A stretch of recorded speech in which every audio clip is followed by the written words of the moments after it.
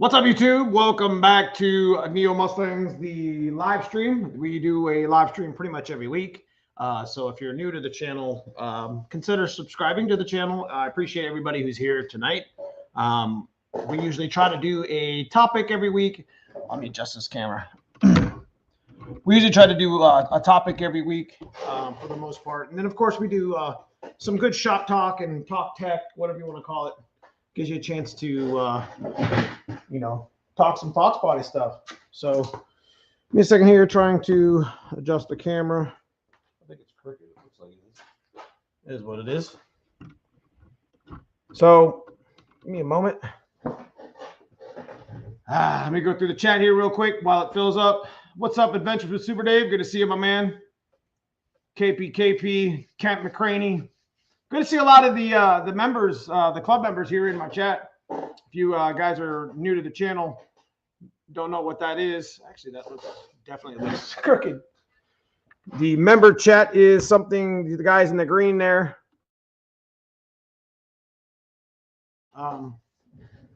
They are part of the week or the monthly subscription to the channel where they get to see exclusive content here on the channel. So if you're curious about that, the join button below. Consider subscribing to the channel. Matter of fact, I think my channel has the gifted memberships available as well too. So I thought that was pretty cool. I didn't even know that even existed, to where you could gift the membership or 5 memberships or 10 memberships to somebody on the channel for a month. It's not reoccurring. I thought that was really cool. I don't know. That's like some video game Twitch stuff that I see. What's up, Broken Tool? What's up, Tyler Wright? Big Stick Stangs, Fox Addiction 216. We're on the whiteboard again tonight, man. Appreciate you. Anyways, want to give a big shout out to the guys in green. Like I said, with my members here on the channel, my sponsors, my main sponsor, Hanlon Motorsports, McLeod Clutch, Team Z Motorsports, Anderson Ford Motorsports, Trick Flow, etc. MAF Racing. Appreciate all you guys. If you're chiming in. What's up, Dan? Got merch? Thanks. All right. So I got most of the, if not all of the Fox Days of Christmas finished last week. I do apologize. We gave away like $4,500 worth of stuff, and it took me several weeks to get it out. A lot of that was big ticket items. It ended up costing us like $600, $700, $800 for shipping. It was crazy. I mean, shipping rates at this point are just out of this world. Even insurance is just, I mean, on the package that you ship. So, I mean, I think the small flat rate boxes were like $10.50 each, and I'm like, that's the small one. That's crazy. Anyways, tonight's topic of conversation is it's actually the top 10, mods or not mods, but hazardous things on a FOXBODY. Now, the reason why I'm bringing this back is because pretty much 1 year to date, we talked about this topic, and it's very important to know what you're facing. So, like, the FOXBODYs have now aged a year since I talked about it, and I've grown 10 to 12,000 subscribers since the last time I live streamed about it. And YouTube doesn't really carry live stream videos very well like they do regular videos or shorts. So I figured I would go ahead and talk about it again. Maybe for the new folks that are here at the channel that are new to the FOXBODY genre, they might be able to, get some use of this. It's particularly useful for pretty much everybody that owns a FOXBODY that hasn't rewired it already. We're going to talk about some hazardous things on the FOXBODY that could potentially set your car on fire. You've heard the stories about somebody's FOXBODY that got burned up. Just hood fires under. You're never going to figure out really what the cause of the fire was. It just happens. So a little bit of background. We've been messing around with FOXBODYs for 25 years, exclusively for 20. And we've seen a lot of stuff, in our time. Me, Cousin Paul, Cousin Fred, my dad, messing around with these cars. And over this period of time, we've labeled it down to, we've seen our fair share of FOXBODYs that were caught on fire. And, we've kind of seen some of the wiring harness kind of, labeled it down to some things that you might not be, you might not know that's in your car that could be hazardous, that's creeping right behind your dash or underneath your seat or even in the back of your car that could potentially turn into, a fire. Your car could burn down for no reason. And it's happened. There's a couple things I did leave off the list that I wanted to say that are kind of special mention stuff. So I got to make sure that I go ahead and jot them down right now. You know, when we live stream here on the channel, we always try to help the best we can with the Fox Body genre, on top of engaging with the chat. So if you guys got a chat message you want to talk about, something you need to ask me here on the channel, you know, feel free to ask in chat here. So, and if I miss it or whatever, you know, I don't want you to think that I'm ignoring you or anything. So, what's up, cousin Paul's in the house? Good to see you. Jason Fields is in the house. Good to see you, buddy. Handler Motorsport, there he is. What up? What up? What up? Calypso Turbo, how we doing? Fat Boy Fox in the house. How we doing, Fat Boy Fox? Matt Wright, Sean Fisher, Carlos, good to see everybody. Again, I'm sorry if I don't get to your question or give you a shout out. Dom's in the house. Good to see you, Dom. Budget Bill Dom.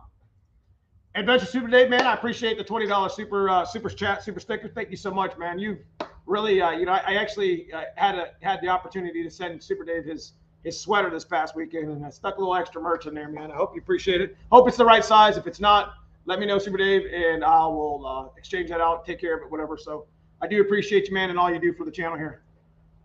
What up, Wicked? It's good to see you. So let's start. I'm actually going to go with the top 10-ish hazardous things, and we're going to go right from the bottom of the list. And matter of fact, Fat Boy Fox went ahead and already started it with the, and big shout out to you, Fat Boy Fox. Thank you so much for chiming in on that. Yeah, hold on one second. Let me catch up here. Kent McCraney, thank you so much for the $5 super sticker, man. Thanks. Stays here in the channel. I appreciate everybody who donates to the channel. Thank you so much, Kent. I appreciate that. So Fat Boy Fox said fog light headlight switch. We're going to talk about the fog light and the headlight harness. So one of the hazardous things about the fog light and the headlight harness is the fact that there's so much power. We're pulling so much power through our harnesses in the front of our car. Matter of fact, I've had to change and update the headlight harness on not only my dad's car, which is an 88, but my 87 here.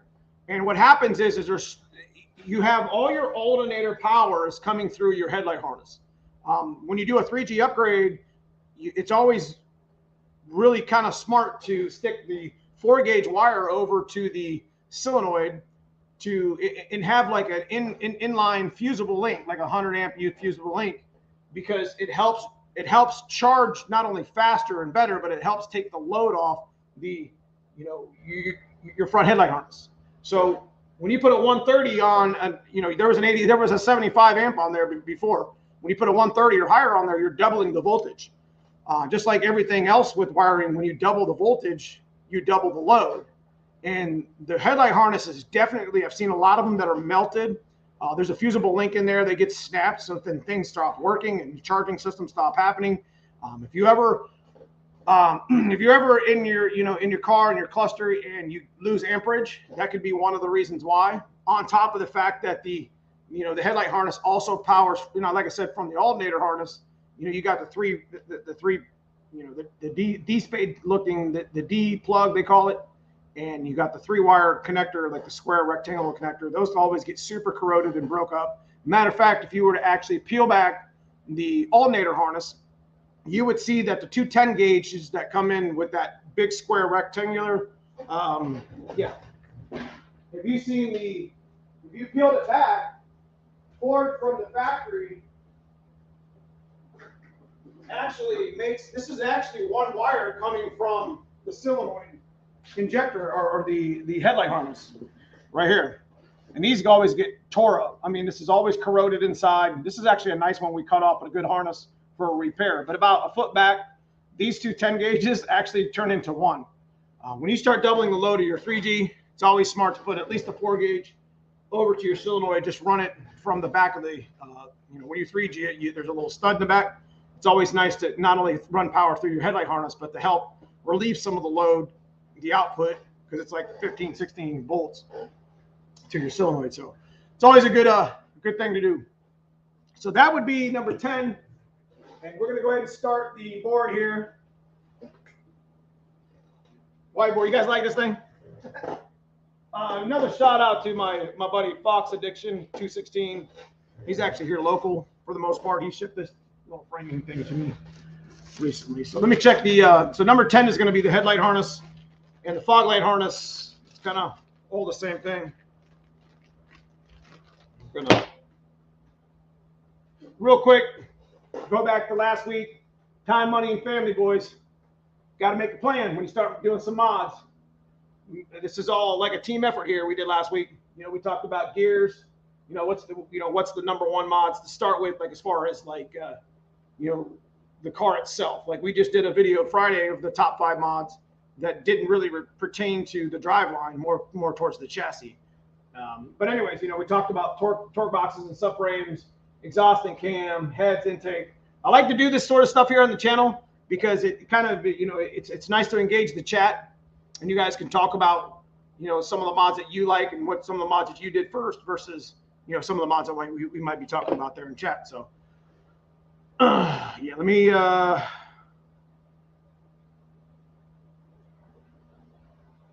catch up in chat here.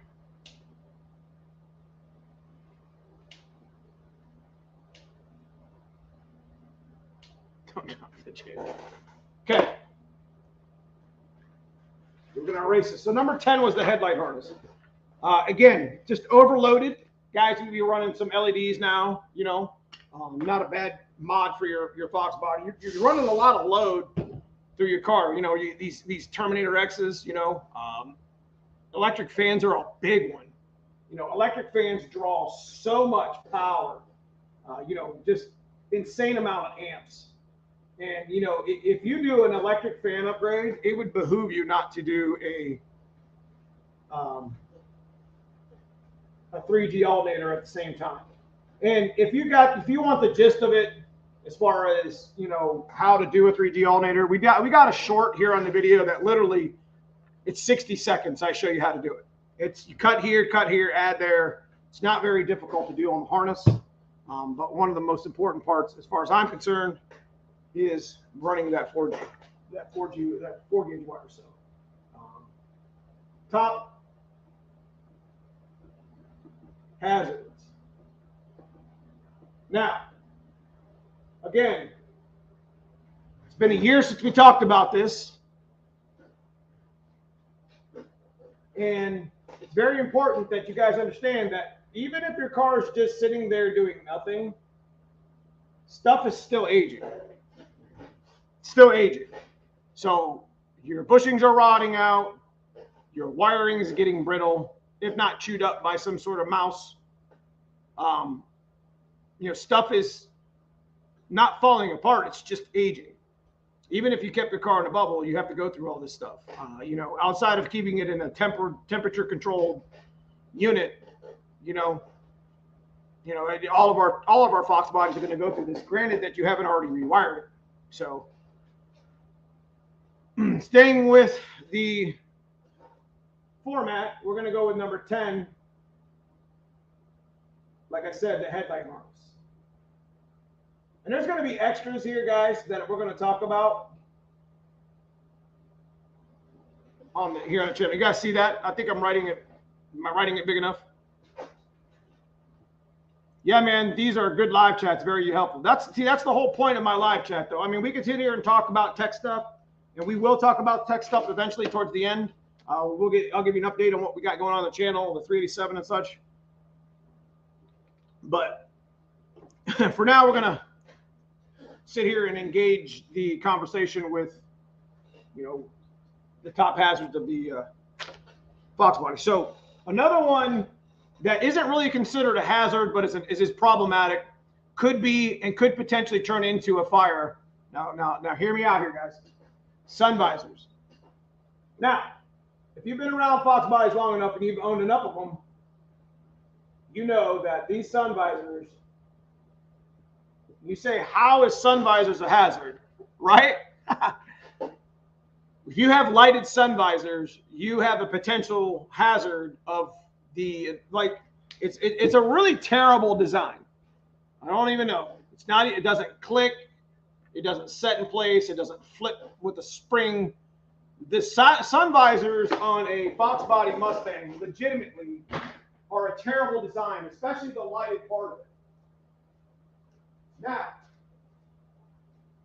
let me see if I can find my visors over here, and I'll show you. I always try to have like props and stuff to show you guys some of this stuff. So give me a second here. I'm trying to find it.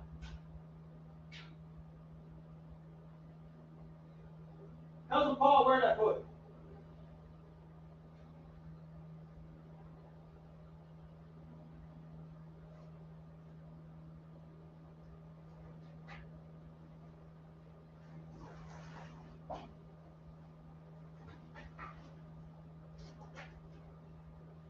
Anyways, we'll move on. I'll put them somewhere there. Anyways, the sun visors are kind of a terrible design because the flap is like literally glued together, first of all. And then there's a little button on lighted sun visors that like it's just Velcro together. Like imagine what that does over time, right? So you have a flap that's glued together in Velcro that's supposed to hold the little button down to keep the light from turning on. So what happens over time, that mirror will stay on. That lighted mirror will stay on. And if you've ever worried about parasitic loss in your car, that's one of the things, including the rear hatch button in the back, that's one of the things that'll draw your battery and kill it. Now, on top of that, that light, I have seen many mirrors, and so as a cousin Paul, you can back me up on this, that have literally been melted together.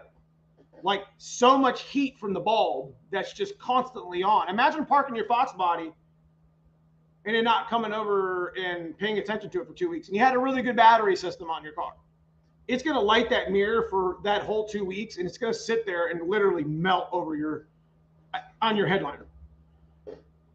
Definitely gets too hot, sparks, maybe catches on fire. You see what I'm getting at? It's a potential hazard. It's why it's number 9 here on the chart. So definitely, I know you guys know what I'm talking about. You know, you flip it down and these flaps come in and hit you in the face, like somebody just said here in chat. It's just, it's a very unfortunate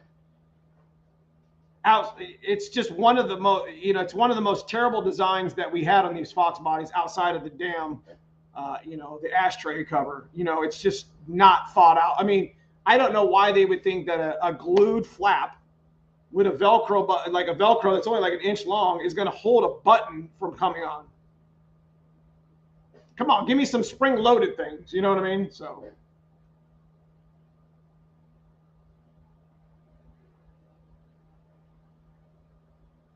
What else we got?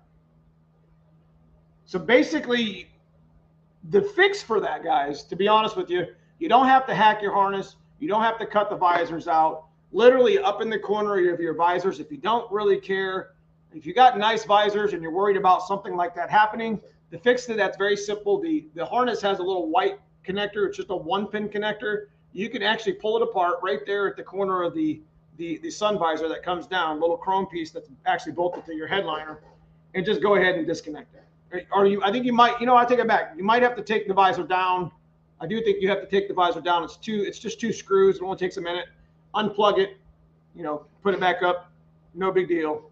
No harm, no foul. So that little button will draw your battery dead if you're not already paying attention to it and, you know, have it disconnect. Now, not all FOXBODYs had lighted mirrors. So that was kind of an option thing. There's a lot of them that have manual mirrors, which don't have any lighting on at all.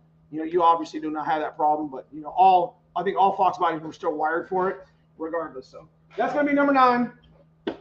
Sun visors, we'll go with flap. You know, again, guys, we're revisiting live chat that we had almost over a year ago. We're revisiting some of the topics there that we had talked about. So, moving on. We talked about sun visors. We talked about headlight harness. I would have to say number 8 is going to be And I got like 20 of them here. I didn't number them, so apologize. I'm going to have to actually say the fuel regulator. So a lot of the issues that happen, like literally our whole fuel system on our FOXBODY Mustang, at least the stock ones, they have an issue with their fuel rails. Like, you know, when you put too much pressure, now don't let this scare you. I mean, they're to be just fine, but the fuel rails are held down with two little 5/16 bolts, and it's kind of leading me into the other one too. But the fuel pressure regulator fails, and how you can kind of tell it fails is you'll see gas coming through the vacuum port. That's kind of one of the clear telltale signs, the clear signs that there's something wrong with it. But what can happen is that could actually blow the vacuum off. It could leak. It could potentially be a huge hazard inside your engine bay. And this goes for 4-cylinders as well. A lot of the Fox bodies that I've seen with engine problems or burns or burned down or whatever has happened from the engine bay. And I'm talking about stock Mustangs. I'm not talking about modified ones. You know, you see those, you know, when you see that, you know, you could almost blame it on a fitting or just about anything. But what's going to happen is that regulator can shoot out fuel right over on the header, which is just a bad scenario altogether.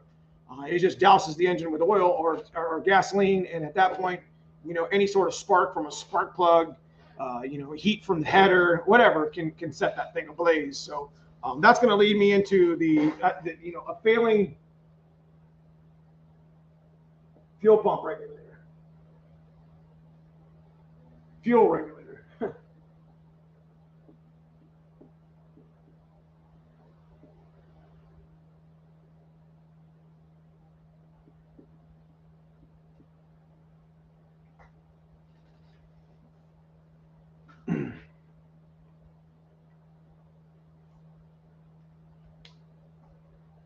Sweet, Jimmer, that's good.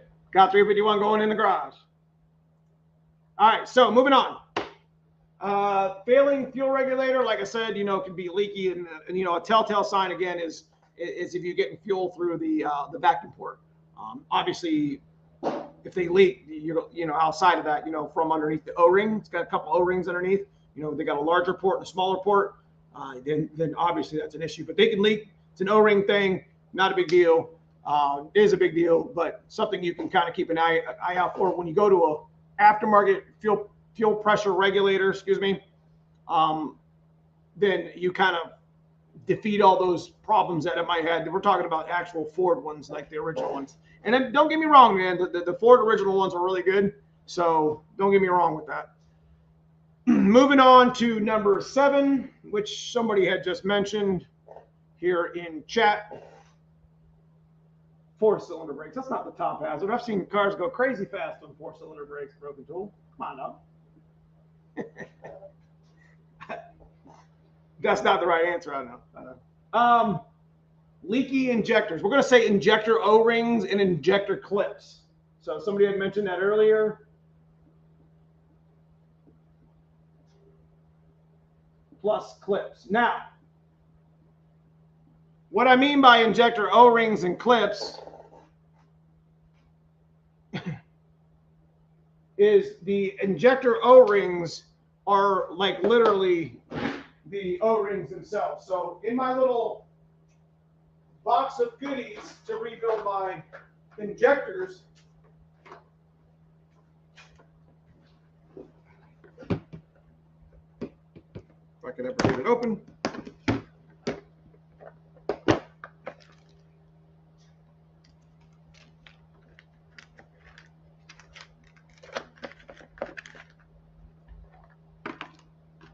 Is these little O-rings here, obviously on the injector themselves. Now, specifically people who put new injectors in your car, guys, make sure these are seated. Make sure, I like to stick a little bit of, you know, a little bit of lubricant on them, just a tad bit of like oil or mystery oil or whatever, just to kind of keep the rubber, you know, not dry. You know, you got to feel it like kind of, you know, go into place, you know what I'm saying? And it happens the same way on a fuel rail. This is a very big problem because if you start running higher fuel pressure, especially on boost, and you don't have your 5/16 bolts on your injector rails tight enough, or there's just a combination of issues, you know, the injector O-ring is bad, or maybe the pintle cap is missing, or what have you, you know, you can pop a leaky injector and burn your engine down in no time. I've actually had one pop on me in the black car years ago at Fun Ford weekend or NMRA. I don't remember what weekend it was. And it was crazy because, like, I mean, I smelled gas, immediately shut the car down. I knew, and it was turbo system. So, you know, them headers get hot and red really quick. And that's exactly what happened is my fuel rail actually moved. I don't know why. I don't know how the bolt came loose, but it actually moved just enough to pop number 4 cylinders injector. And it was just, you know, spraying out all over the headers. So got lucky it didn't burn down. Not a bad idea to carry around a fire extinguisher somewhere in your Fox body, maybe underneath the seat, maybe mount it somewhere. Not a bad idea at this age. What's up, Mustang Mike 256? Lloyd Green, hey, just say hello. What no writing? What do you say? Writing large enough you can see. Hey, what do you know? Yeah. Yeah, we're getting to it. We're getting to it, guys. We're talking. I know you guys are excited to put the things up in the. We're gonna be talking about all of them really. We're gonna be talking about all of them really. So injector O-rings now. Here's another really big one. These clips. See these clips? Now, these are those little metal clips that actually hold the pressure lines together. Super important. They usually just clip together, but when you're working on a Fox body and you're going to use, and this goes pretty much for any fuel system, Ford related, you're going to want to get that little metal clip that goes over top of your actual like line. It's supposed to clip in together because it's got like a little seat in it, you know, spring-loaded seat. But those fail. And the nice thing about the clips is they're tight enough and they're snug enough to where even if it starts to fatigue a little bit, it'll keep the line together from spraying any fuel out. So it's kind of like a fail-safe. You see sometimes when you get a roller, or sometimes you put a car together, or even people who might be selling a fuel rails or whatever, you know, it's well worth the 50 cents to get these little clips or wherever you got to get them from, whether dealership or not, for your fuel rails. And there's usually like 4 of them. There's, you know, a large and a small one for the 5/16 feed and the 1/4 inch return up top, and then 2 down at the bottom, down by your K member. So very important. That's why I wanted to do a special mention, not only with the O-rings, but with the clips. You don't want those things popping out on you, especially up top. It's going to run into the same issue. Straighter valve as well. Check your straighter valve. Make sure it's nice and tight and it's not leaking. It's just, it ain't no different than an actual valve stem on a car. And how often do valve stems on a car leak? So you want to fail safe for your straighter valve, your pressure side, your straighter valve on your fuel rails or your fuel lines. Make sure it's got a the little straight, you know, the little valve stem cover, you know what I mean, the little cap or whatever. So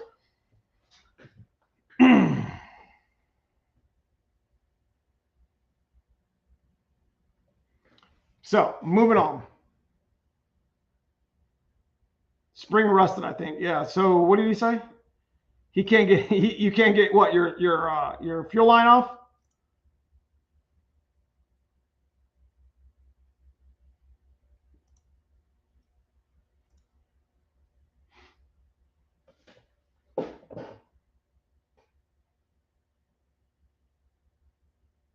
Yep, I agree, Mike. Rebuild the injectors. It's cheap. That's for sure. My Holly Sniper, what do you say? Neo, sounds like you got the trip in here. Yeah, I went ahead and he's not here no more. So, number 6.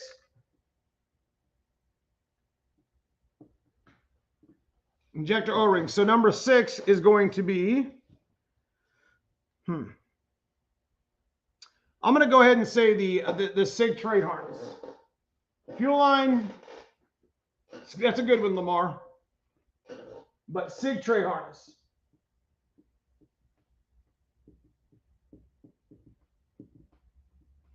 Now, the reason why I bring up the SIG tray harness is very simple.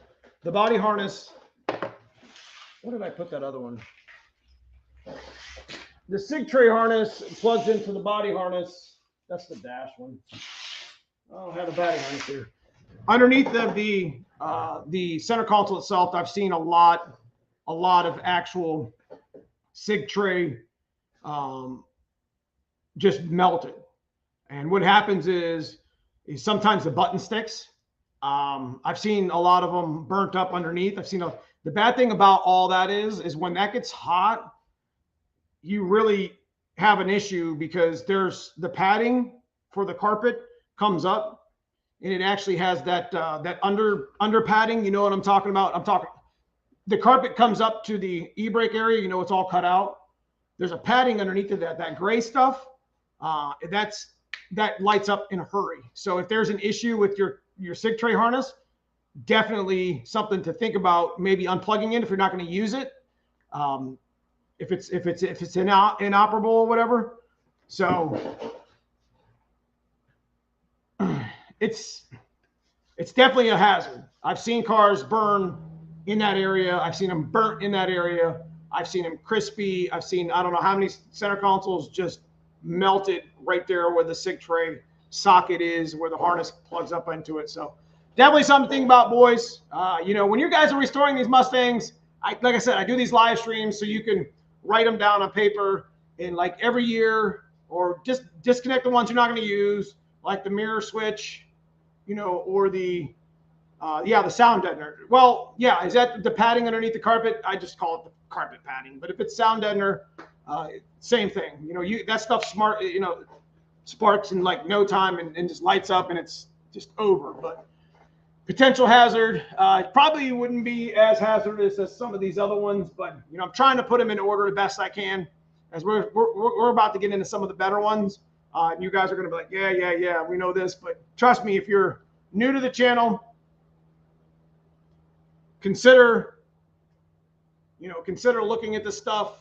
It doesn't take a long time, you know, take a peek at it, especially these ones at the top of the list, because they're just known issues here on the Fox Bodies.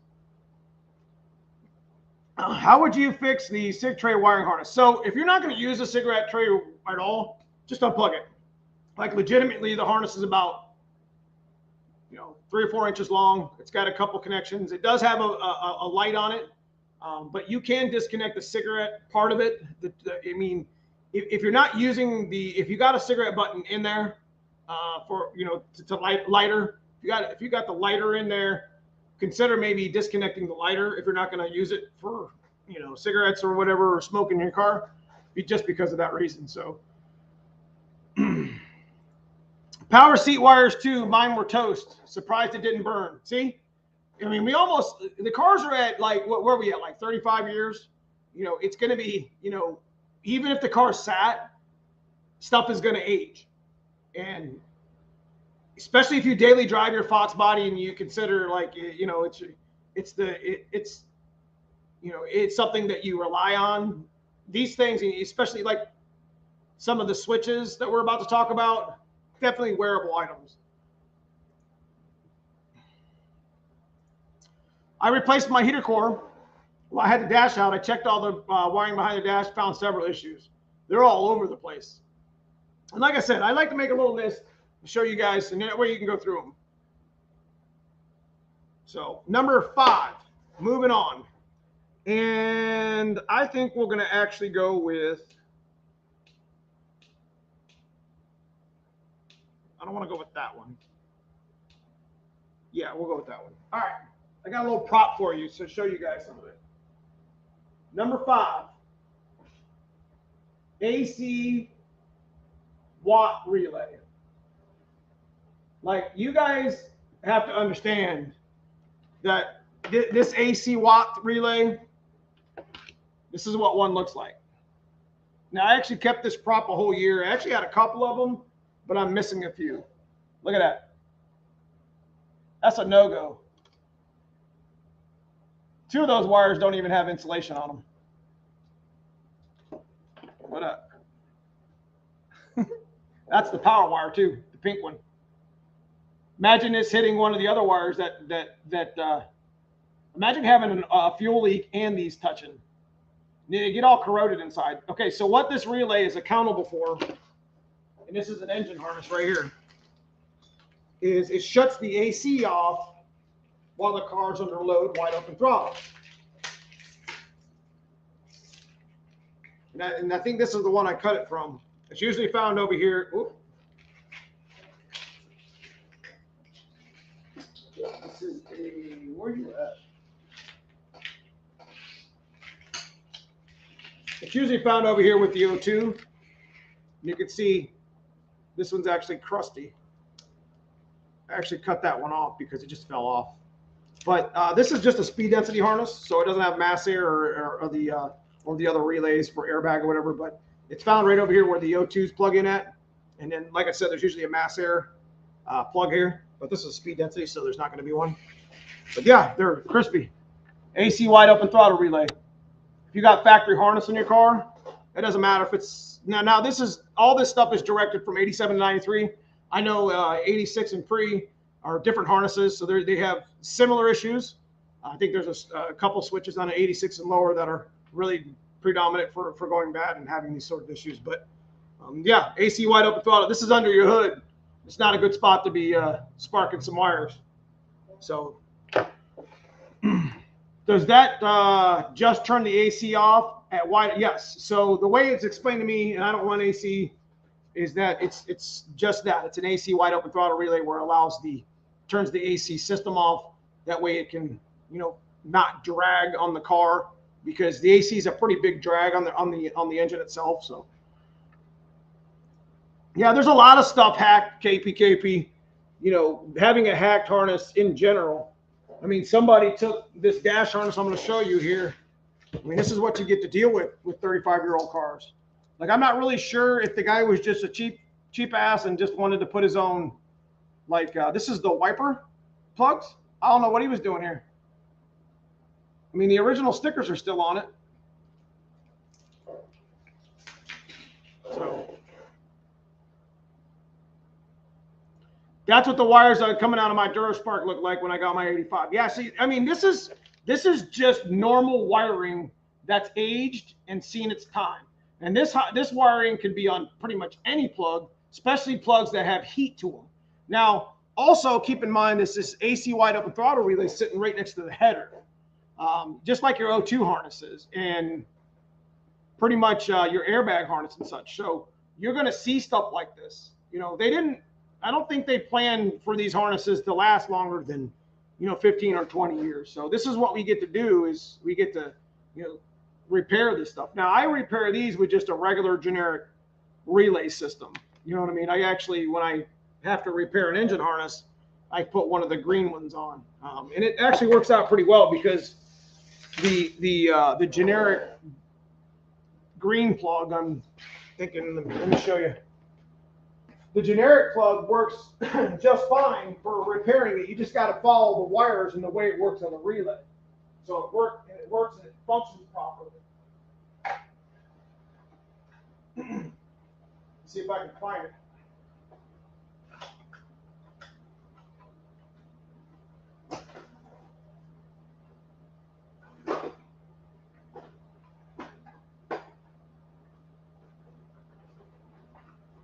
So when I repaired the AC wide open throttle relay, I just used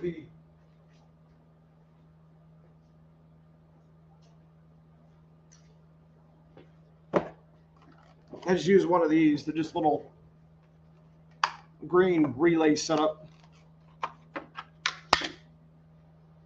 It's just a relay connector. The wire, the power wire is a little bit thicker on it than the normal factory one.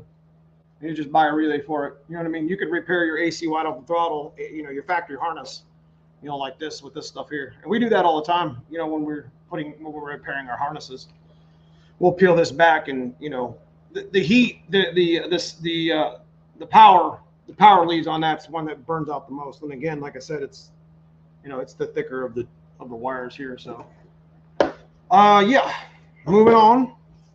That would be a potential. Again, we had talked about this before. I've actually put this in a video, but it's always good to go back through and look at some of the old content that's very significant to make sure that every year it's like a checkup. You want to check up on your Fox body because you don't want to look like the Fox body in my thumbnail, sitting there burning down because of a wiring issue.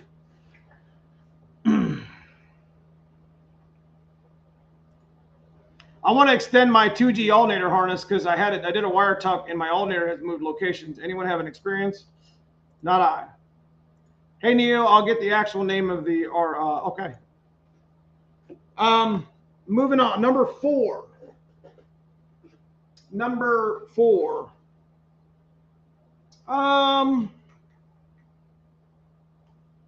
Yeah, we'll go with that one. The actual fuse box itself.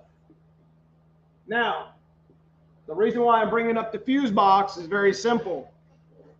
Over the years, how many radios and how many fans and switches and extra stuff have we plugged into that fuse panel? Usually, particularly in with the 30 amp ones. I've seen a lot of those little fuse panels burn up and just completely toast from extra wires hidden underneath of the drawing power from a 14 gauge area or power source in the fuse panel.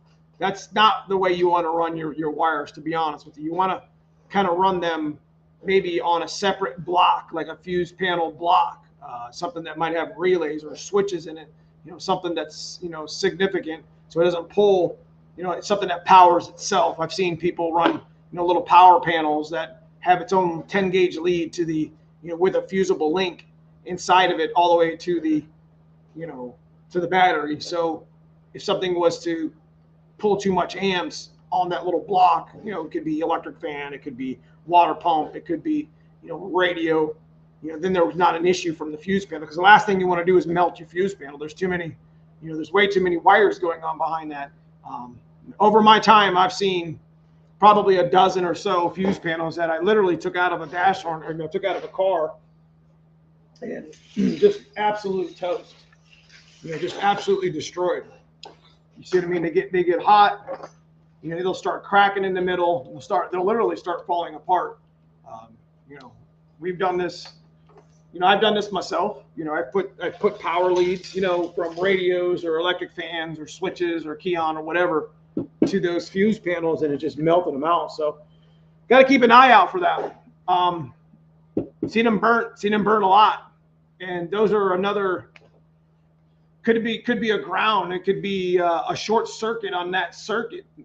AC wide open throttle relay could run that hot at the panel, melt it, burn it up. Potential hazard.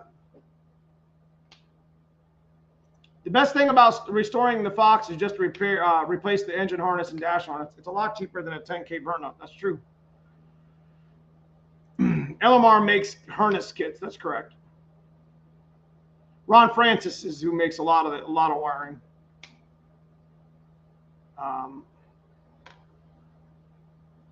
Just got to be checking these wires. Got to be checking these wires, guys. You go through and take a peek. If you're taking something apart, and you can tell when a wire's pretty toast, it doesn't have it gets like crispy. It gets hard to move, and you can just tell that you can almost peel the insulation off.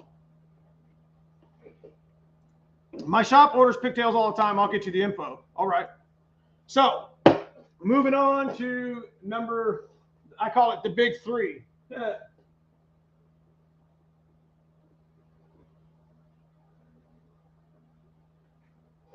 And of course,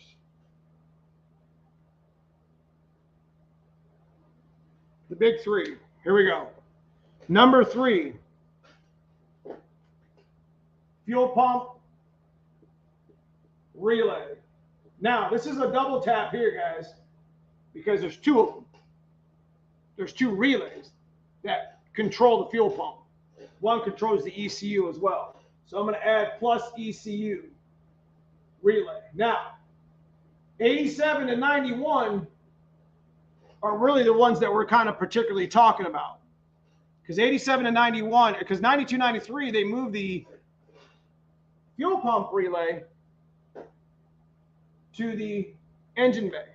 So it's on the actual mass air harness down by the O2 harness. So there's a bunch of plugs that were changed there. So the fuel pump relay is particularly useful 87 to 91 but the ECU relay is the same all the way through all 7 years. So what happens here is this fuel pump relay underneath the seat becomes corroded. I think it's the pink and black wire is the power lead. You literally, if you get an opportunity to check that relay, most of the time it's good. I've seen a lot of cars, you got to actually physically take the relay off and look inside the green relay to make sure that it's not overpowered, rusty, corroded. I've seen a lot of them bad. And what happens is it starts heating up that whole circuit, and you actually look at your plug that's underneath your seat. Again, it's a green plug. It looks just like this, like the one I just showed you. And it starts making the pink and black wire, you know, it just starts messing it up real bad.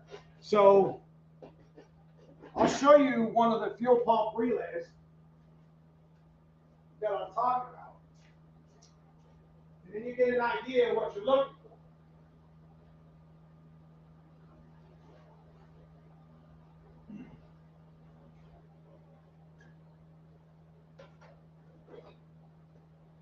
So it sits on a bracket directly underneath your driver's seat. It's low green relay. You got to look inside of them because they can get rusty and corroded real bad. I don't think I have a bad one in here. I think we threw them all out. I was going to keep one for a prop. This is an AC wide open throttle relay. It's got a little bracket on it. It's supposed to bolt up to the side of your fender apron, but a lot of them aren't there no more. As far as like being bolted up, it's a little 9/32, like a little green bolt that bolts to the apron. That's what it's supposed to look like. But yeah, little green relay that's underneath the seat. You got to check that. Dude, we've seen them literally catch on fire in front of me.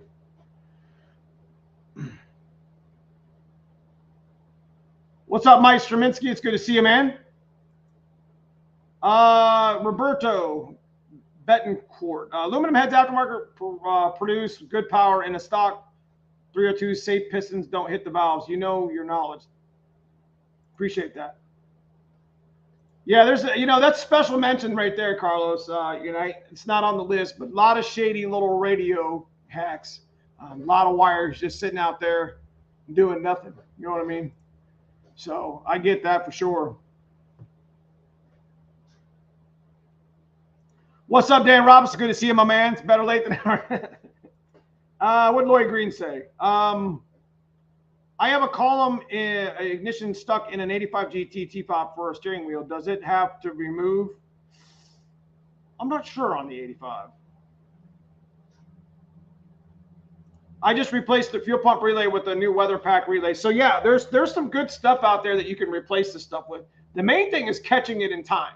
You know, that's really what I'm trying to do here on the live streams. I'm trying to give information. Like, I know we talked about it a year ago, but again, that was 10, 12,000 subscribers ago. Trying to get the information back out there for maybe my new subscribers that are new to the live chat too, or maybe some people that are passing through. Say, hey, I've actually had people, the nice thing about it is I've actually had people at the Foxtoberfest and Chicago Fox and Ford Takeover and the events that I went to last year actually come up to me and tell me, like, man, I'm really glad that you did that live stream and that video because I had no idea that this switch or this harness or that relay was bad. And then I looked and it was I don't know how it didn't catch on fire. So that's what I'm trying, that's what I'm trying to do, man. Trying to make sure that, we keep our Fox buddies around for a long time. Sunroof car mine leaked over the winter. Right to the drains. Didn't know till I drove the car that the relay smoke. Lucky to have the so sunroofs leak. Literally, it'll leak right down onto the floor and soak the harness underneath as well. So T Sims, do power adders, especially turbos, amplify the issues in the bay with electrical shorts? Not really, but it does. Your engine bay temperatures definitely do go up with turbo systems. So yeah, that's number 3. Number 2, you guys already know. Yeah, we're going to go with that one. Number 2 is the ignition switch itself. Now, this little piece of work here not only falls out, but falls apart. So this has got a double trouble. Double trouble right there. This is one that just fell out of a column, like recently. Like just fell out. It just fell out. Now, the only thing that was actually holding it in is the bottom of the steering column bezel. Like this has all got hot leads on it. Like this thing will just spark and go crazy. On top of that is the fact that, I thought I had a bad one here. Maybe I didn't. On top of that is the fact that these little stupid plugs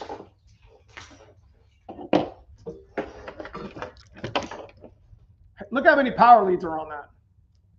These little plugs and their clippies right here fall out because there's so much. I mean, it's not exactly the best design to have, I don't know, 10 or so 10 gauge wires coming through there. But these things break in half. On top of that, with the heat source and the ignition switch, and this is a harness. This is an actual dash harness from a FOXBODY Mustang, obviously. So I'm trying to use it as a prop to show you guys. Yeah, ignition switch. Probably most of the harness failures, burns, situations inside the interior comes from that particular switch itself. Now it can be replaced pretty easily. I think it's a torque. If I'm not mistaken, it's a the torque bic, the safety torque bic thing. I don't even know what they call it. I'm brain dead right now. But anyways, it's just the 2 screws, comes right out of the column. You can buy a new one. I would suggest buying a good quality one. Don't just buy the cheapest one you find, because then you're just going to run into the same issues. And definitely check your ignition cannon plug to make sure none of the wires and clips are pulling out, because they like to come right out. They got little, these little cannon plugs have little safety lock clippy things that hold the wires in place. Definitely, and I'm going to give a special mention to that. I'm going to revisit that here in a second. These wires are literally aging. These little cannon plugs are just aging, and they're just falling apart, legitimately falling apart. So there's a couple little things that I do on my harnesses to kind of keep that from happening. But just from the years of being put together, they're just starting to age. You know what I mean? The little safety clips or whatever. And now what I'm talking about is, each one of these wires are, lock into place, little clippy locks, the wire locks, whatever you want to call it. And then there's like a, I don't know, like a safety on most of them, at least. There's like a little safety clip that clips in its place that like double locks it in place so these wires don't pull out. And what's happening is our FOXBODY harnesses are so old and dangerous at this point that you can literally pull some of them, like literally just right out of there. And nobody's touched them in 35 years. So something to potentially think about. Yeah, the torques, safety, torque, whatever. So anyways, definitely something to consider. Definitely something you want to keep an eye out for. If you take your dash out, if you're doing anything behind the dash, consider looking at a number of plugs. And we're going to talk about that right now. This is your main. Now, this is an 8793 on all of them. Now, this isn't just specific. I know 86 got its own issues, but you can see here, like these are the main ignition plugs. Okay, this is what actually plugs into the column and runs the car. You got your, your door chime, and you got your ignition switch, and this goes into your multi-function switch. Now you can see we actually zip tied this. That's kind of a little hack that I do to keep the wires from pulling out. And this is legitimately what they do. They'll just pull out. You see it? I know it's kind of hard to probably see, but see this wire? It's just pulling out. Like the lock clippy behind here inside of this little cannon plug has failed. So what I like to do is I like to not give it a choice. I put a little zip tie on there and usually wrap it with some tape to keep that in place. Is that the right answer? No, but you'll see that on pretty much every harness. Same thing with the ignition harness. You could actually unpin. You can buy these ignition pieces.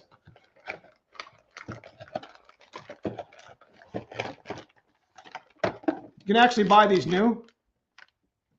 I got these from NPD. NPD has some really nice Ford tooling things, and you can see they actually have little pigtail wires to it as well. And you can see how they got a little, they actually clip into place. So you could legitimately, one by one, if you got an ignition switch that's bad and an ignition plug that's bad, you can legitimately kill two birds with one stone. Run over to NPD, get a Ford ignition switch, and you can pop the little zip tie off right here, and one by one, take one wire and put it in the new switch, and then zip tie it back together like it was factory, and you'll never have an issue again. Or at least you shouldn't, at least. So definitely one of the top issues with cars themselves, just starting, you might have a starting issue with that. That's a huge potential issue because like all the power leads go to that.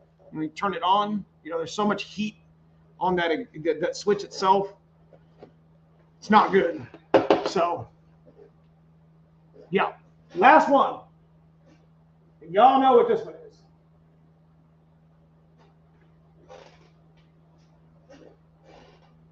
Headlight switch.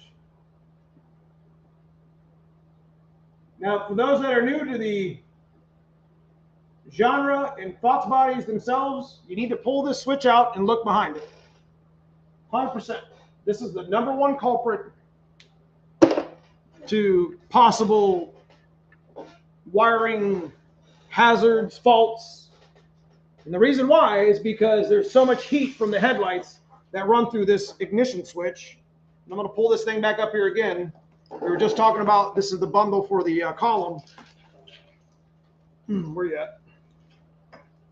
This goes for LX or GT, it don't matter. Matter of fact, you can see this one on this harness is actually browning from the heat. It's starting to get dark. Usually a new plug looks like a gray color, and you can see how it's starting to turn color from the heat. This ignition switch has a lot of power to it, from the headlights themselves and the fog light. I've seen a number of these melted and broken, and all you got to do is pop the headlight switch out and look behind it for the most part. It's not necessarily the fog light, or what's that? I think that's a radio, but it's not necessarily the fog light one, but it's more the actual switch itself. Now, also on top of that, there's a special mention plug here that I forgot to mention on my ignition switch. It's a little square one. This one gets a lot of heat as well. It has the locks in it, but it'll just break in half. You'll see this one just broken in half. So the last one special mention is your hazard, wherever I put it. Try to find my way around it. What's the top? Okay, here you go.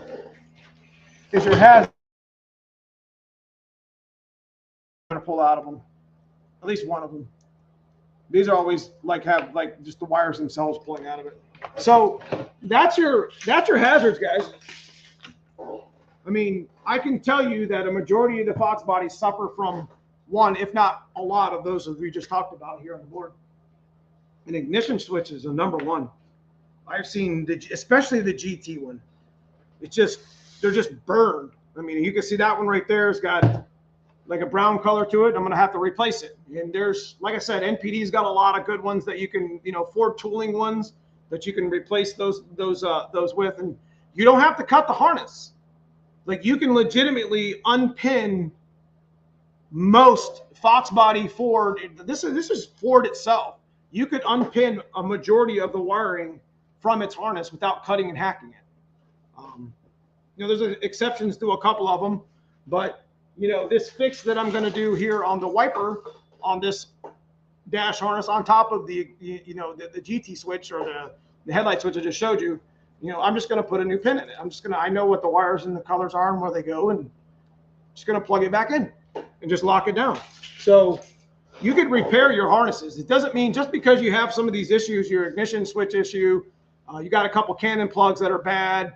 I mean, take a peek at it. That stuff can be fixed, and legitimately it's color coded. So you would just take one out of one and put it in the new Cannon plug. You see what I mean? It's definitely worth doing. It's proper maintenance. Zip tie the wires together, or run a little bit of tape together so they kind of all are accountable for each other and they don't move out all over the place. You probably have a good harness for a long time. So headlights need isolation relay to carry the current. That's correct. If you run LEDs, would it not get so hot? I don't know. I think it gets worse. I haven't ran LEDs, so I couldn't. Maybe somebody here in chat can answer that, Fatboy Fox. So we're about an hour in. So that's really where I wanted to go with this whole live stream. If you guys got anything you want to add to it, go ahead and shout it out here in chat. But yeah, that's, hazards are important. We want to keep our Fox bodies around as long as we can. Some of these things are just yearly maintenance things. That's why we did the live stream pretty much a year to date. We did this live stream on January 9th, 2022. And it's what? 28th, 29th? What is today's date? Yeah, it's the 29th. So we did it just over a year later. Same live streams, different twist. I think this is info that the Fox body community needs to, constantly be aware of, because these are really going to start becoming an issue even more the more years that we have these cars and we're driving. You get an opportunity, especially on the dash harness. If you pull the seat out, you pull the dash out, do whatever you do to them, heater cores, whatever. Take a peek at some of those cannon plugs. Take 5 and check those out. Like I said, there's a number of retailers out there that actually sell this specific pigtail. You don't need to cut any wires for the most part. You just need to repin it and put it into a new plug. And at least it won't, at least it's not a 35-year-old plug that's been heated up all the time. So good info, Neo, especially on the in the off season. Yes, appreciate that, Jimmer. Definitely off season, get you guys a chance to get out there in the garage and create a plan and take a few hours and go through this stuff. Are taillights tied into the headlight harness? No, that's all part of the body harness. So LED draws a lot less voltage and normally don't get as hot as normal bulb. Okay. I appreciate that, Noel. I appreciate you coming in there, operating engineer.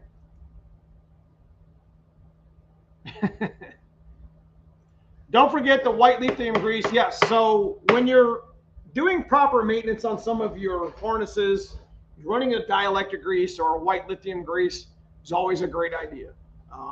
It helps with the connection. It helps with the corrosion. In your case, if there's especially for those folks that might be, from what I understand, if you live close to the ocean, there's still a lot of salt water in the air. Does that make sense?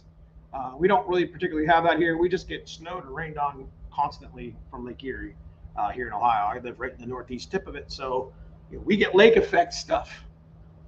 So we just get wet from the rain and the snow constantly. So Trust Dog, all good. Without good brakes, you destined to doom. Just saying. Yeah. So upgrading. We talked about that last Friday. Trust Dog. We talked about that last Friday. I showed a couple mods and a couple ideas on what you should run for brakes if you get an opportunity to. $600 or $700, you can upgrade your front brakes and probably never have to do the rear ones again.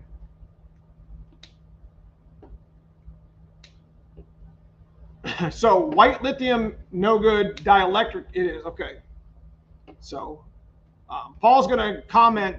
I'm going to task you, Paul, you said you can give me part numbers for some of these plugs that we talked about. I'd super appreciate anybody in the comments that watched this live stream at a later date or that was active here in the live stream to go ahead and, if you got part numbers for some of these plugs, ignition, here's the ignition one from NPD, if that helps anybody. It's kind of blurry. There you go. So if that helps anybody with your ignition plug, the other relay, they actually make another relay. I appreciate that, Lamar. What company do you use for Ford connectors again? I usually like to shop at NPD. NPD is a really good source for a lot of, not only, they actually give you options for Ford tooling in repo. So naturally, repo is going to be a lot cheaper because it's made cheaper. But some of these things you're going to want to try to get, from like Ford tooling, like good quality. Another good thing is you can do is go to the dealer. The dealer can source these out as well. You'd be surprised on how many plugs they still have at the dealer. So yeah, so we're about an hour and 5 in. You guys want to continue talking about other hazards that happen on Fox bodies? That's perfectly fine, but that's where we're at. I mean, this isn't just it. There's more to that. When you're checking over your Fox body. But a couple things we got going on this week is we are putting the bottom end of the 387 together, and we should have our trick flow springs tomorrow for our cylinder heads. So we're going to be doing a video on the 387 on where we're at with the cylinder heads, because we're pretty much at the point where we're finishing the long block. We're also going to be doing Lamar Richardson's video. I promised him that I would go through the engine. And we're going to make a video about, even though you get a good deal on Marketplace, you might go out there and get a good deal with your cars or whatever. Some of the things that, you should at least look at it. There was a couple red flags happened from that engine that I pulled out of that SSP that I wasn't real happy with. So, I ended up selling it to Lamar, and I don't want him to have to deal with too much assembly.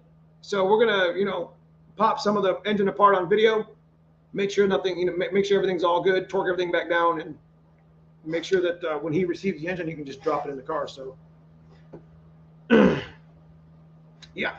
As far as we're gonna be doing some shorts this week, we actually changed directions with the SSP right now.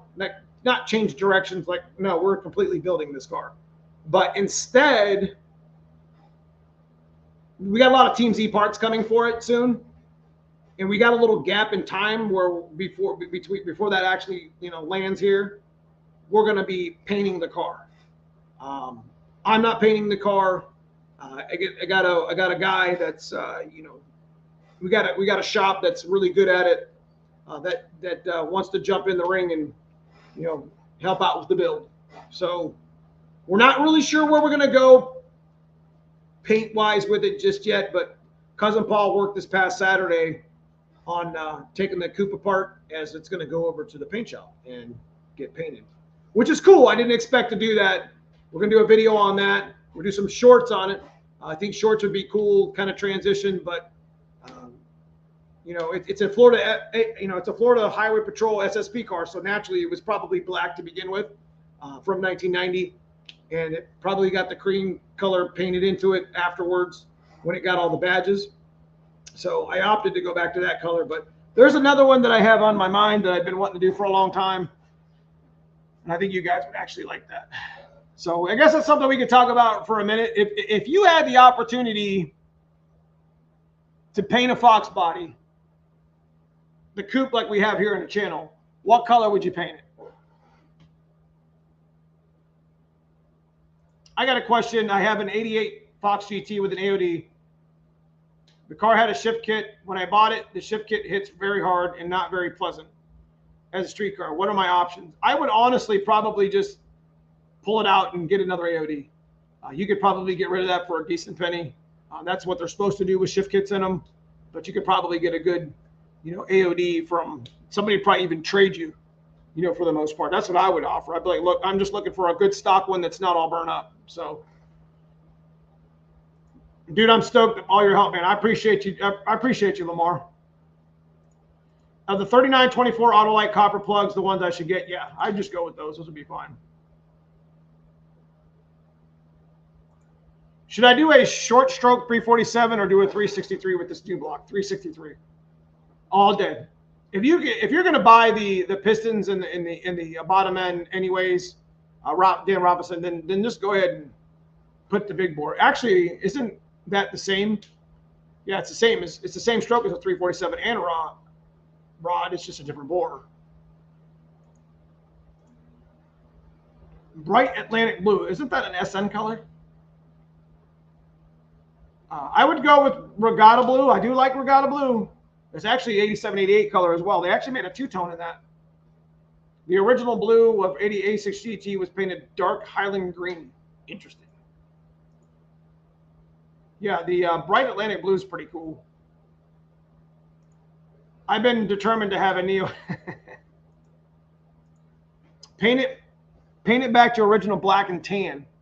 So what we were actually going to do, Super Dave, what we had our mind set on was painting it back black and actually vinyl wrapping the tan, cream, whatever, mimosa yellow, whatever color it was. I think it was mimosa yellow, whatever. We were going to have them vinyl wrap that in. That way, if another day I wanted to change it, I could peel the wrap off and, you know, just not worry. It'd just be a black coupe at that point. You know what I mean? Not a problem. I often thought about the other color that's been on my mind for a long time is reef blue. Just because you don't see a lot of reef blue coupes to begin with. And it's going to be black interior anyways, because we have a majority of it ready to go in the car. But I thought about reef blue is if I was to paint it anything other than black with the cream color to make it, you know, noticeable SSP. Definitely thought about the reef blue because it's going to have the RC comps on it anyways, the ones that are here on the white car. I think it would look really sick. If you're going with all new, Velocity Blue is Bright Atlantic Blue, but better. Jet Gray. I'm going to be honest with you guys. I got to have the original Fox body colors. I'm not going to lie. I've painted Sonic Blue Pearl a couple times. I've painted a couple of the electric reds. We've painted, you know, black, of course. I think Fox body colors are beautiful to begin with. They're a good, you know, pigment, solid color that doesn't necessarily have a lot of stuff in it as far as like glitter and whatever, extra sparkly. Tuxedo Black was another one I liked a lot. I think that was like in like a 2018, 2017 type of color. Reef Blue would be 100% would probably be the one that I would. I don't really want another blue car because we got Dad's blue car. We got the two-tone ultra blue that I painted. We've got a number of cars here on the channel that were actually blue, and it's just I'd like to paint it EP red as well, the vermilion, because I really like the vermilion color, but there's a reason why I don't want to paint it right now. And you guys will see what car we got coming on the channel. But Reef Blue 100%. Mine's 893 Reef Blue two-tone GT. Nice. Yeah, so the vinyl wrap idea was something that somebody came up with. He said, my buddy said, listen, you know, if you paint that car black and go back to FHP, I could probably wrap the top half in the trunk area because that's where it's wrapped at for the FHP. And that way you don't have to like have custom paint done. It'll just be a nice black paint job. Ebony black, I think it was the color for 1990. And then you can do the wrap. So I thought that would be kind of cool. I'm a body guy. Old Fox metallic colors and waterborne paint just hit so hard. That's right. Summit carbon fiber metallic. You crazy. Hot Wheels. Project Hot Wheels. The blue, yeah, Hot Wheels was the other one. How you know more about my cars, Fat Boy Fox, than I do? I'm just kidding. Good call. Yeah, Hot Wheels was a Sonic Blue Pearl as well. I asked earlier, got crickets. Can someone tell me a good place to buy 6 crush spacers for mounting the K member to the front clip? I'm going to paint mine Bottle Ship Gray. That's a strange name.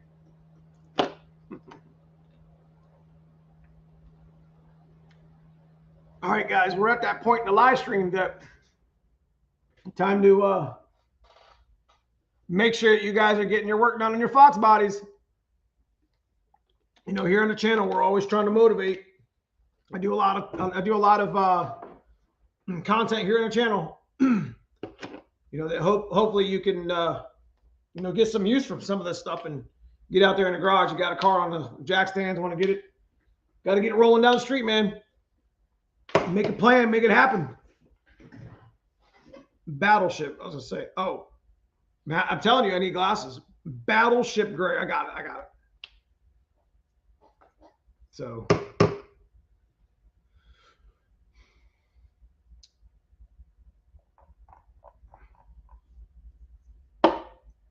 what other question did I miss here? I'm just going through the chat.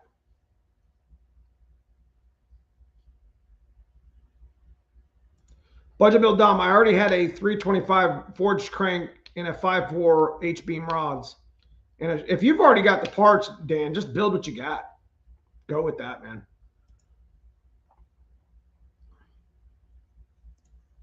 So reed blue with black accents, wheels, lights, emblems, etc. So yeah, there's a, I don't even know where I put it.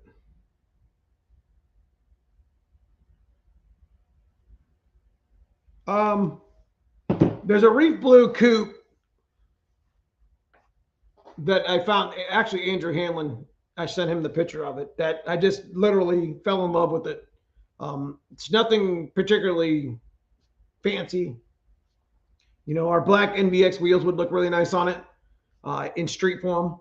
You know, naturally the coupe's going to be raced a lot, but it's just going to be just like my white car, to where it's still going to have a lot of interior accents to it still. We're going to delete the rear seat because it is what it is. We may end up putting a rear seat in it, so don't quote me on that, because the rear seat doesn't weigh anything, and anything from the driver's seat back, as far as the weight's concerned in my coupe, not a big deal. It's the front nose that we're trying to lighten up. That's why you see what we did with the scales or whatever. So it's going to be a good time. You know, putting the rear seat, I'm gonna make it look like a street car without, you know, just on a diet, you know, getting rid of the stuff that we don't use. So it's going to be a good time. Anyway, so you guys enjoy these live streams. You guys are with me every week. You know, I definitely appreciate maybe if you guys, you know, have an idea on a live stream that you would like me to do, you know, particularly, you know, something useful for Fox bodies that you would like me to go over, you know, just leave me a comment below. Let me know what you guys think. You know, I'm always taking, you know, I do ask my club members quite often. I haven't in a while, but you know, I'm going to let my club members this week decide on what we do for live stream next week. I'm always trying to do informational stuff that might bore some people. You know, we got this board here full of information. You see the thumbnail. It's a little catchy, but it's a live stream, so it's not insignificant, but it's hard to watch something for an hour and a half that's not live. So I do appreciate those folks that do watch this afterwards. So, you know, I'm always open for suggestions for live streams for sure. Something you guys might want to see or hear or talk about. So yeah, it definitely wasn't a good night to actually live stream, but it definitely was. We had some football going on. What's the score right now, if anybody cares to share?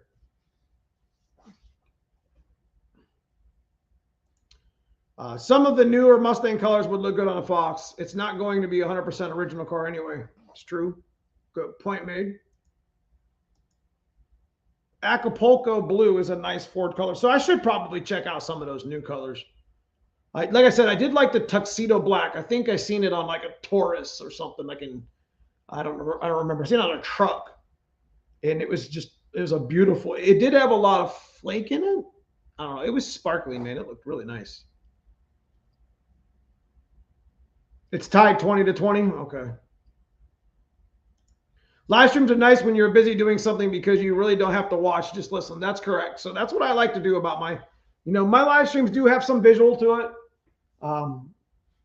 It's kind of like you can watch my live stream and just kind of skip to the end on this board stuff. You'd just be like, all right, well, I'm just going to skip all this shit and just read the end.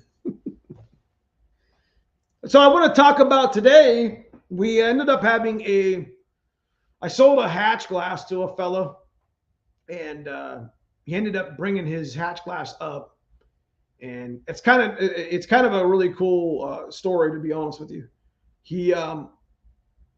He's from Pittsburgh, and he's got his own like group of guys down there that he hangs out with, like, that are big Fox body fanatics and such. He actually owns a Shelby. Real nice guy. He brought me his old hatch glass because he wanted one of the the non-defrost glasses.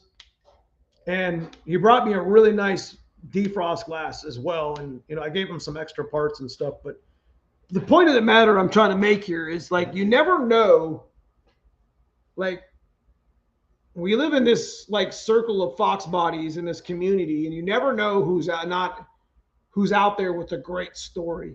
And the fella owned a new Shelby, newer Shelby. It's a pretty significant one too, for that matter. And I ended up, we were supposed to just meet, and I was going to give him the glass. He was going to show me his glass. We were going to, trade some stuff up and money, whatever. And we ended up actually talking for like 2.5 hours. And I ended up calling War Admiral. I don't know if he's still here in chat, but I ended up calling War Admiral on the phone. And the guy was a big fan of War Admiral's car and, Foxcast Media. And, he's just getting back into the Fox body world. And it's kind of neat. We got to meet. And, he left me a really nice feedback and ratings and stuff like that. And, it was just enjoyable to see, it's much like I do with my subscribers and the people at the events when we go to, like, Foxtoberfest and Fort Takeover. You just talk everything Fox body. Anyways, he ended up getting a chance to talk to War Admiral. And if you guys haven't had a chance to check out War Admiral's podcast, he's with I think he's with, is it John Brooks with the Dale? Yeah, I think it's John Brooks. They're part of the 50 Asylum over on Instagram. I think he's doing it through Instagram. So if you guys get a chance to check him out, go, if you follow War Admiral on the podcast, I think he's gonna, when I was talking to Tom on the phone while my buddy Bruce was standing there, he went through some of the stories and stuff. Definitely some cool stuff going on. It's just nice to hear people's Fox body stories. I mean, there's so many good ones out there that, I had a chance to kind of, next thing you know, it's he came at like 11:45, and next thing you know, it was like 2:10, and we're just sitting here yapping about Fox bodies, and it's a good time. Appreciated that for sure. So, Ken B, would you happen to have the rods that lock and unlock the hatch in the passenger side of the door? The rods that lock. I'm not sure what you mean. Yeah.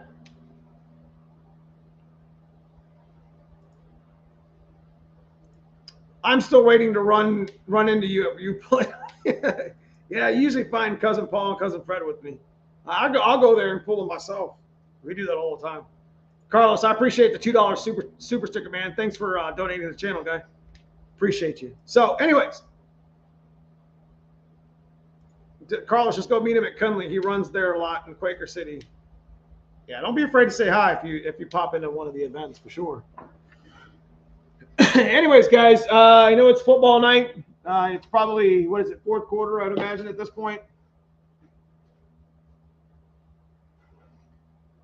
Check the scores myself, see where it's at.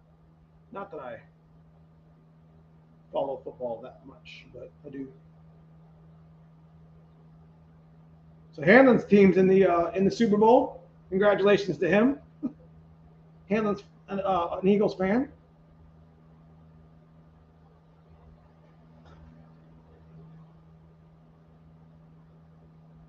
About 5 minutes, huh?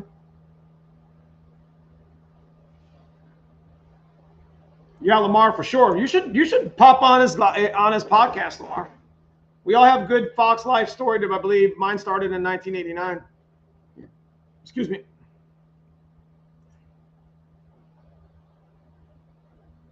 As soon as my car's off the stands, I want to make it. Hell yeah. So, coming up soon is, if you guys didn't already know, make a big shout out to Tremick and McLeod Clutch. Ford Takeover, we are doing a stick shift shootout. If you're familiar with Ford Takeover, got an opportunity to go to Tennessee. It's going to be more than just a test and tune that day and Saturday at Jackson Dragway. I got the permission from Caleb to run a stick shift shootout with the white car and 16 car field stick shift cars, H pattern. You don't see a lot of you don't see a lot of, stick shift only races that happen often. So you don't get a good chance to go to a lot of those events. So I figured I'd bring one to Ford Takeover. It was just something I was interested in doing. Small 16 car field. We ended up, it's going to be $100 for buy-in, which the field's already full. And Tremec actually came through. So big shout out to them. They actually are going to be at Ford Takeover. They are a sponsor of the channel and of Ford Takeover with Caleb and Foxcast. So it's a big shout to them for coming through. They're bringing the trailer, 30 by 80 trailer. From what I understand, Bangin' Bob Hanlon's going to be there, which is, if you guys aren't familiar who Bangin' Bob Hanlon is, that is Andrew's dad, owner of Hanlon Motorsports. And he's going to be on premises with the Tremec tent and his own Hanlon, whatever. You guys get what I'm saying. So McLeod also, so Tremec gave us a brand new TKX in a box to the winner of the stick shift event. And McLeod, I'm going to run a loser bracket. And we're going to talk about this another day too, but I'm just bringing it up because this is stuff that's coming up and this is actual content that's coming to the channel. And Foxcast as well is going to bring it up. He's actually mentioned it a couple times in his videos and on his website. So Tremec donated a TKX brand new in a box, 327 gear, same as I have in, I think it's a wide ratio, same one I have in the black car. And McLeod ponied up a clutch certificate for the losers bracket. So how I'm going to actually run the event is there's 16 car field, a first round loser only goes to a losers bracket. If you lose in the second round, then you're just out. But it guarantees everybody that races at least 2 races. So it's going to be really nice. Really, really nice to do. So I'm super excited to be able to, do that.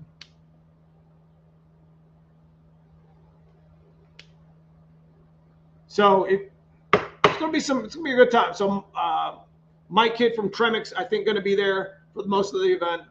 I'm hoping to see, McLeod there as the, another vendor spot next to Tremec. That would be really cool. Definitely going to be a really, really epic event all the way around. On top of the fact that there's going to be many other vendors and YouTubers there as well, along with some really kick-ass car show stuff going up on the hill, swap meet stuff going on, and of course, test and tune per normal event schedule. So guys, I mean, Ford Takeover is going to be epic this year.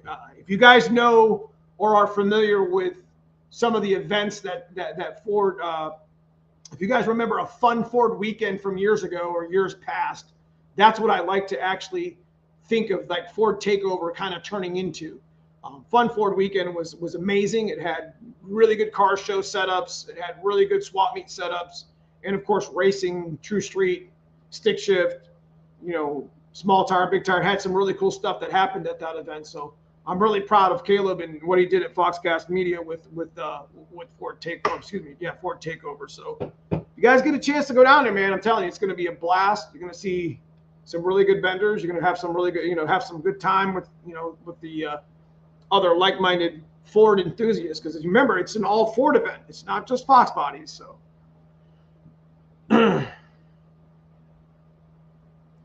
I appreciate that, Scotts.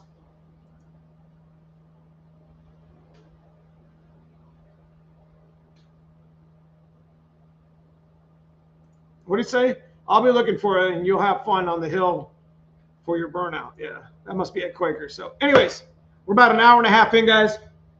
And I'm going to go ahead and start wrapping this up. I want to make a special mention to some of the to the guys in green here. Again, my members of my chat, we'll be talking this week about next week's live stream.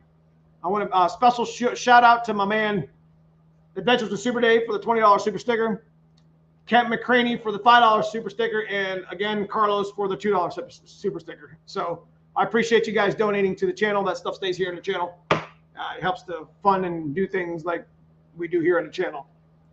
Not that thing, but to go to events and to be, you know, the travel and such to be able to, you know, the Fox Days of Christmas, etc. So appreciate everybody for that. So anyway, I'll give it about another 2 minutes. You guys got any questions? Hit me up real quick.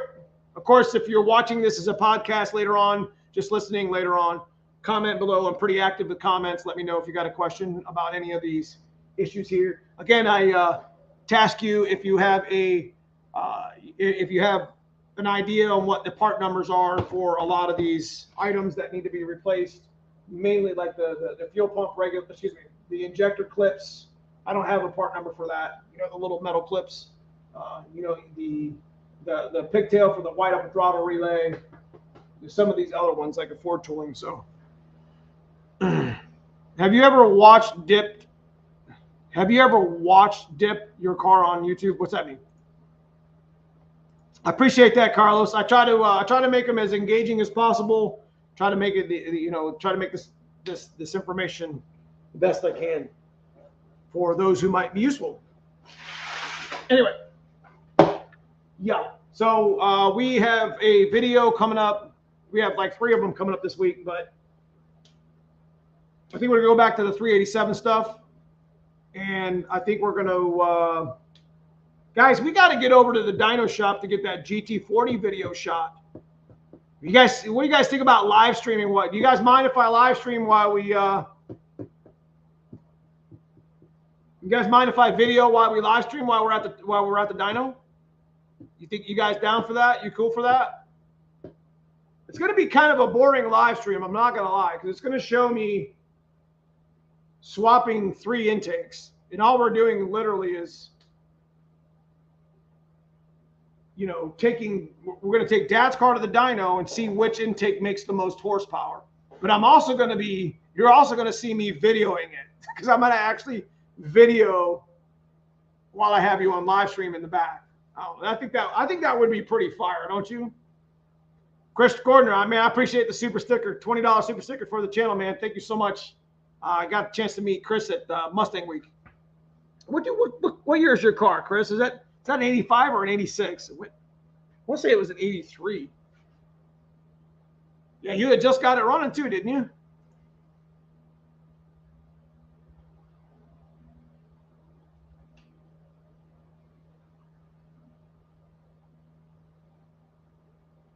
What's up, Bruce? This is the guy I was talking about earlier in the live stream, guys.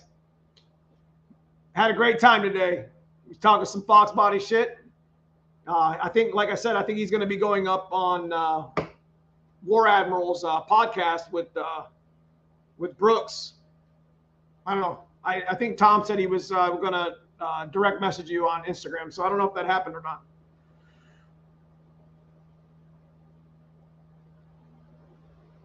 So whoever guesses the right horsepower wins a t-shirt. Okay, so we will do something in the live stream, because I told Kevin at the dyno and Dave that I was going to bring Dad's car up on the dyno rollers, and we were going to switch the intakes while we're there. So like I said, it's going to be a little bit boring, and you're going to see me actually filming with my phone and my GoPro. So, but we will have a little bit of an engagement there on the live stream, where, you know, if you guess the right horsepower or you guess who wins, we'll do something like that. We'll definitely do some giveaways there for sure.